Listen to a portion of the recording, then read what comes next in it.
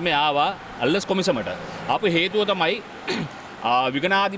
විගණකාධිපති කෙනෙක් දැන් තෝරන්න දින පසු වෙලා තියෙනවා.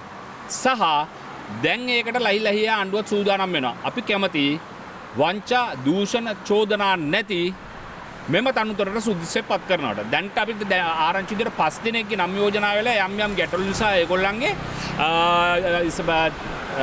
පදවි ලැබීම පරක්කු වෙලා තියෙනවා. ස්ථානයේ ලැබීම පරක්කු වෙලා තියෙනවා.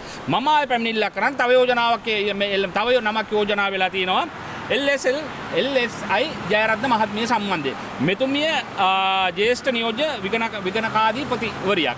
එතකොට මෙතුමියට විරුද්ධව මම දැක්ක සමාජ මාධ්‍යයේ ඉතා දැඩි විවේචන එල්ල වෙනවා. සහ වර්තමානයේ අල්ලස් කොමිසමේ අතීතයේ මෙතුමියට පැවතුනා තමන් වැඩ කරන ආයතනය සම්බන්ධයෙන් තමන් විදේශගත වෙච්ච සිදුවීම් කිහිපයක් 3-4 වතාවක් විදේශගත වීම සම්බන්ධයෙන් චෝදනා එල්ලලා තිබ්බා. හේතුව තමයි තමන්ට රාජකාරියට අයිති නැති පුද්ගලයින් මේ සංචාරවලට ගෙනහිල්ලා තියෙනවා. සහ මෙතුමිය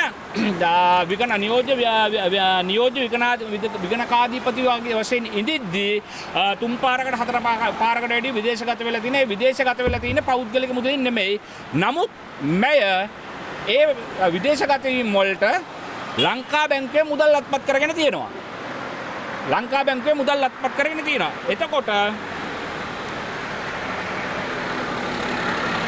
2017 පෙබරවාරි මාසේ BOC චෙන්නයි, 2019 ජනවාරි මාසේ BOC මෝල්ඩිව්ස්, 2024 පෙබරවාරි BOC මෝල්ඩිව්ස්, 2024 දෙසැම්බර් BOC චෙන්නයි.